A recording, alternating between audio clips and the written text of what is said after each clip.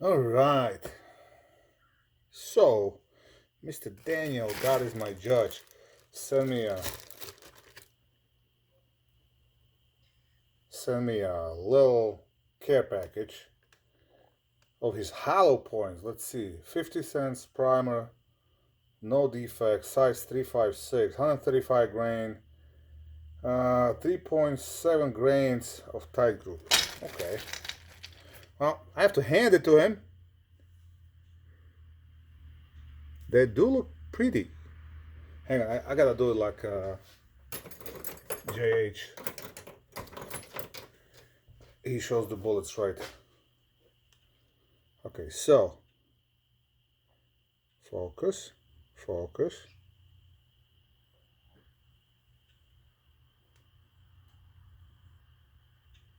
And a hollow point. Come on. Alright, that's better, right? Alright, so 3.7 tight group sounds about right. I think manual shows 3.9 as a max load. I'm not gonna change the overall length. I'm gonna leave everything as it is. We're gonna load a couple and actually have a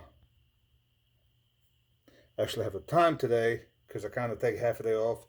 My knees are killing me. I'm tired, but I'm also tired of sitting around. So after last 3 weeks just non-stop going, I can't stop. But I didn't really want to work. So let's load some ammo. And I haven't touched the press. I haven't touched the reloading press in, oh my god, probably a couple of months. It's just it was kind of cold in the garage, which wasn't a big deal because I actually got a heater. I just never hooked it up. But it was just too much going on. And the weather was crappy. It was all snow. Couldn't really get to the range. There was no point of loading. Also, I had no idea when I'll be able to buy more primers. Plus, I got several thousand rounds loaded, so there was really no need to load.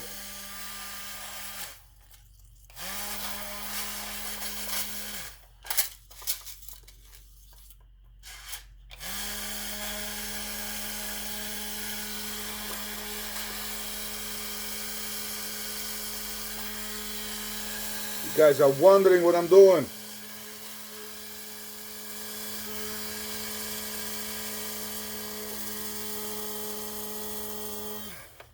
That was fast. Not bad for 40 bucks.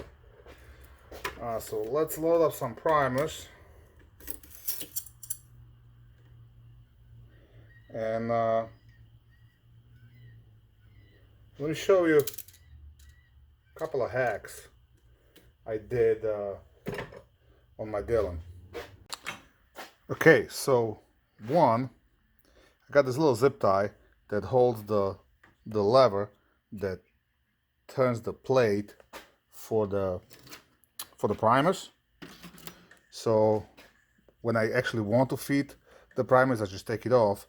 So that's now there solely for the purpose so the primers don't drop, because I'm just gonna be playing with a single case. Now I also have this little thing that I drop right there. Okay, and what that does, you can see from over here, it's just a piece of,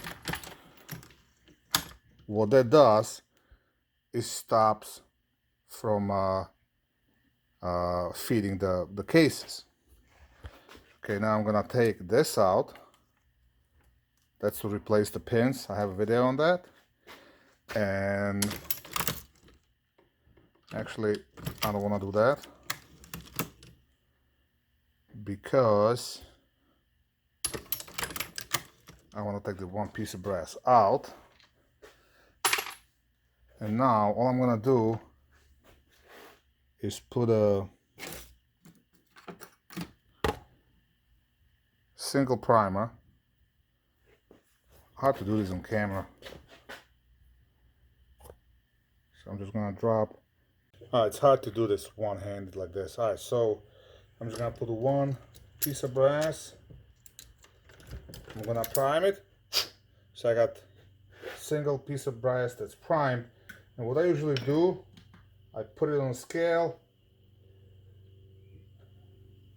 Okay, I zero the scale, and now I know that I'm at 3.1 because that's I have marked on my hopper, and I also got this tiny little button, and it has plus and minus.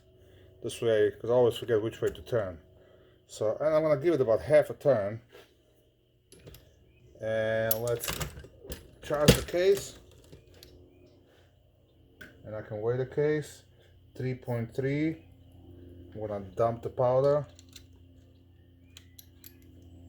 I'm gonna do it like another half a turn.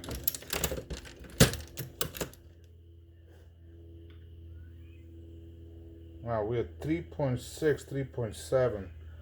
Let's do this a couple of times.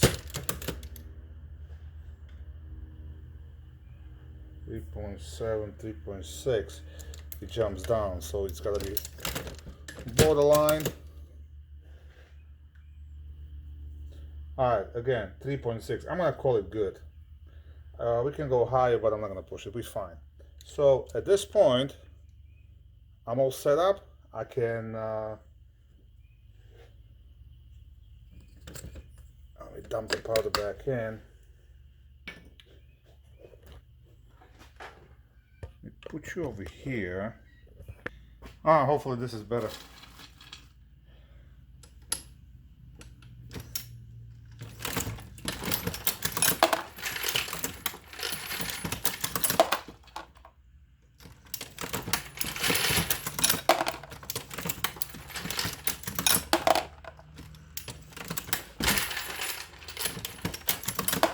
Rosie.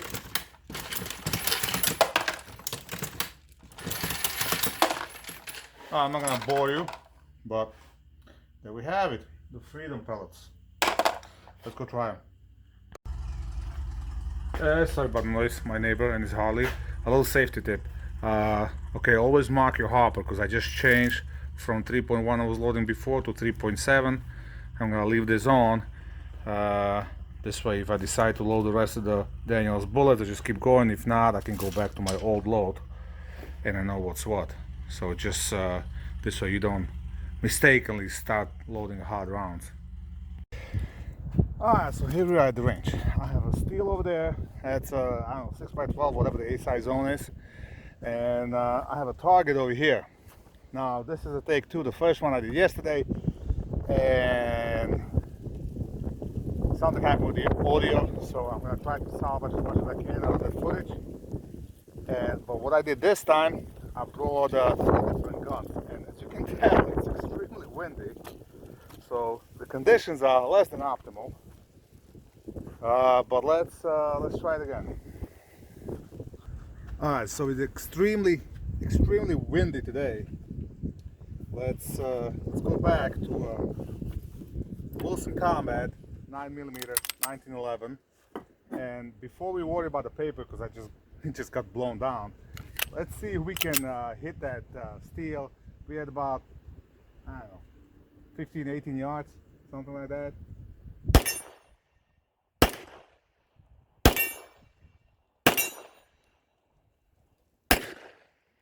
Alright, so I got what, 3 out of 5. Let me go stand up the target and let's try a couple of shots. Alright, let's see. I'm gonna go top left. That's gonna be for the Wilson Combat.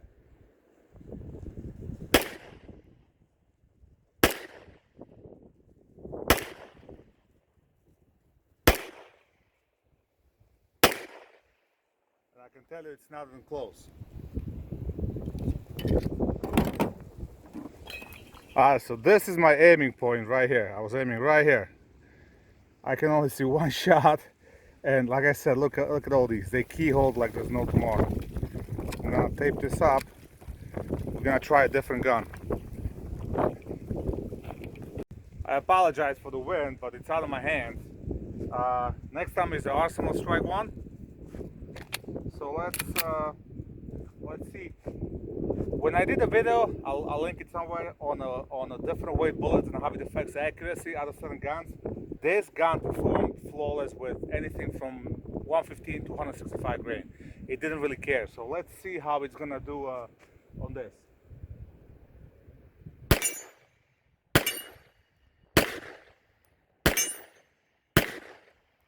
Alright, again, 3 out of 5. And I'm gonna aim at the same upper left. Now, wait for the wind to die down. My target.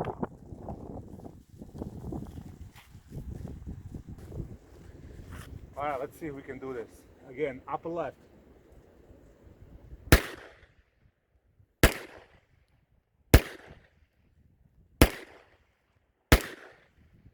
Again, not exactly bullseye shooting. Let's go see. Again, this was my aiming point. I got keyholes all over the place. Not one. Alright, next time we're gonna try to go dead center. I didn't bring my regular bullets, my regular reloads, just to compare. I did it on the video yesterday. Again, it's gonna be mixed in somewhere. Might not be sound, I might just narrate it or something, but the Wolves in Combat, you know, at that distance printed 4-shot group like this. So it wouldn't be a testing video if we didn't throw the Grandpa Excalibur in the mix.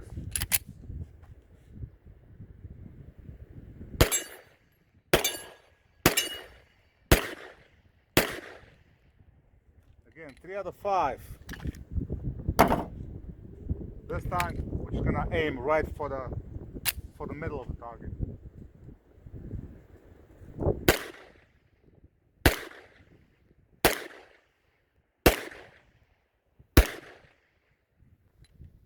Let's see what we can see.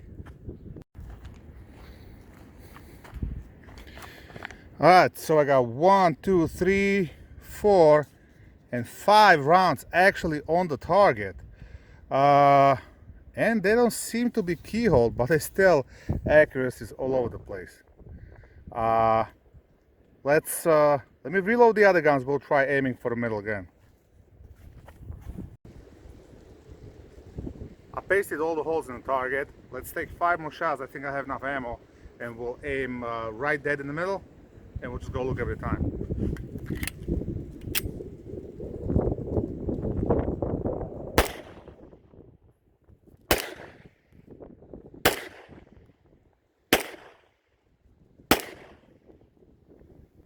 Okay, as you can tell, I'm not slow shooting. I'm not trying to favor any of the guns. Purely ammo testing. Let's go see. This is where we aimed. 1, 2, 3, 4, 5. 3 are somewhat good. These 2 keyhole big time. So it was way low and all over the place. And you know that's not me. Let's try 1. Let's try it again. Ah, crap. Used the wrong magazine. Somehow, Flame Power magazine worked.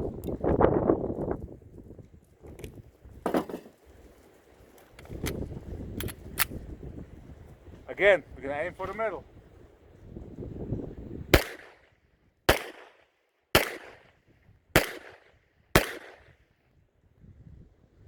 Alright, let's see. So actually, with this gun, those bullets perform pretty good. Look at it. 1, 2, 3, 4, 5. For the rapid fire, semi-rapid fire that I did, I'd say that's well, you got 1, 2, just about 3-inch group if we don't count that. So that's actually not that bad. And last but not least, Grandpa. I didn't tape it. We know where the holes are. So let's see what the Excalibur thinks.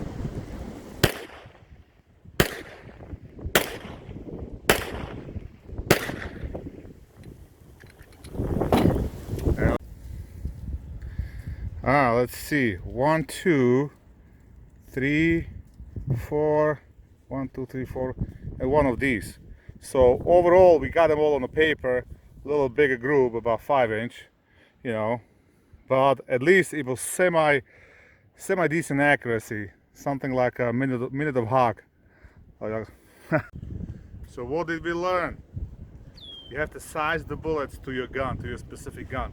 I have no doubt that these bullets perform decent or a lot better in Daniel's gun, because Caesars are kind of known for having a smaller chamber. So here's a size. If the chamber size of his gun is 355, 355.5 or something like that, and these are supposedly size 356, although when I checked them they were more 355. In theory they work. In my experience, if you cast your own bullets, or if basically when you buy the cast bullets, you want them to be at least 1,000 over your bore size. The commercial bullets that I buy, like I buy you blue bullets and all that, never really had a huge problem. I never shot. I'm not an X-ring. I never shot a tight group. Never really shot for the tightest groups possible. Most of my guns have a fiber optic sights. I use it as a red dot, so you know, I don't have a right target sight for it, and I don't use the right targets for group shooting. Generally, you know, at a rapid fire about 15 yards, if I can keep it in that golf ball size, I'm happy with that. And these just don't perform on my liking. The only gun that liked it semi-nice was the Arsenal Strike B, and that doesn't really surprise me, because this gun did really well in bullet weight comparison as well. So that's it. That, I don't know if you're smarter or dumber after watching this video, but if you're casting your own bullets, you need to try them before just go blindly size them. If you have a soft lead, you can push the soft lead through the barrel, get a micro, whatever the hell it's called, and measure, and then go by that. Or simply just, you know what, when you cast them, drop them, and without sizing them, measure them first. Measure what size are they. I have a high quality MyHack mold. Actually, I don't have it. Mario Mosen has it now. And those 9mm bullets, I shoot them the way they drop. I don't size them at all. They drop within 1,000 of each other, so there's no issue. I call them and shoot them whenever I have time. I haven't done it in a long time, but that's a different story. So hopefully you learned something. If not, I'm sorry. Please like, share, and subscribe. And as always, have fun. Keep shooting.